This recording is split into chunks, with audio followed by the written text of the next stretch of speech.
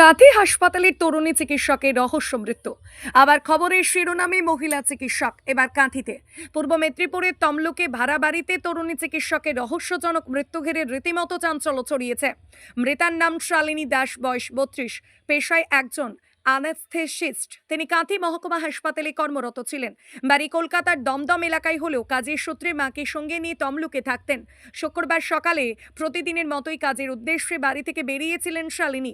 প্রথমে গিয়েছিলেন মহিষা দলের একটি নার্সিংহোমে, পরে সেখান থেকে তমলুক শহরের আরেকটি নার্সিংহোমে যান। সেখানে অপারেশন থিয়েটারে কাজ করার সময় হঠাৎ কিছুটা অসুস্থ বোধ করেন তিনি। উপস্থিত সহকর্মীদের পরামর্শে তিনি নিজের হাতে সেলাইনের চ্যানেল বসে ইনজেকশন নেন। কিছুক্ষণের মধ্যেই সুস্থ বোধ করায় তিনি দুপুর নাগাদ বাড়ি ফিরে আসেন। ফিরে গিয়েই সোজা বাথরুমে ঢোকেন, কিন্তু এরপরে যা ঘটেছে তা রীতিমতো চমকে দিয়েছে পরিবারকে। বাড়ির পরিচারিকা প্রথম লক্ষ্য করেন বাথরুমের সামনে রক্তাক্ত অবস্থায় অচৈতন্য হয়ে পড়ে আছেন শালিনী। সঙ্গে সঙ্গে চিৎকার করে ডাকেন তার মা কবিতা দাস। দ্রুত তাকে প্রথমে পাশের একটি বেসরকারি হাসপাতালে এবং পরে তমলুক হাসপাতালে নিয়ে যাওয়া হলে চিকিৎসকরা শালিনীকে মৃত বলে ঘোষণা করেন। সমস্ত ঘটনা নিয়ে রহস্য ঘনীভূত হয়েছে। পুলিশ তদন্ত শুরু করেছে। হ্যাঁ, এখানে থাকে পাশে ভাড়াতে, দোকানে আসে মাঝে মধ্যে বাজার নিতে, এইটুকুই জানি। কালকে কতদিন ধরে থাকতেন এখানে? কতদিন ধরে আছেন? এখানে হ্যাঁ মাস 6-7 হবে। আচ্ছা, আর কেমন ছিল? এমনি ভালোই তো।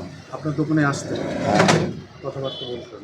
হ্যাঁ যে কি কেন বাজার টাজার করতেন? হ্যাঁ, ওই বাজার নিতে আর কি, স্যাম্পল কোনো শারীরিক সমস্যা না না, সেগুলো আমরা কিছু বলতে পারবো না।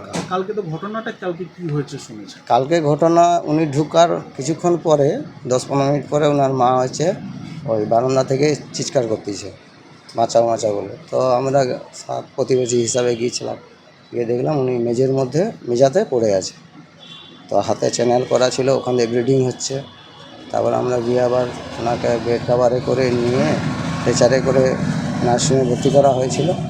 তারপর ওখানে ডক্টর ডক্টর দেখার পরে বললো ইমিডিয়েটলি হসপিটালে নিয়ে যান, নিয়ে চলে গেছে। কি মনে হচ্ছে এই মৃত্যুটা কি কারণে? না, সেটা কিছু আমরা বলতে পারবো না। কোনো রহস্য না, সেগুলো আমরা কিছু জানি না স্যার। আপনার নাম? তাপস জান।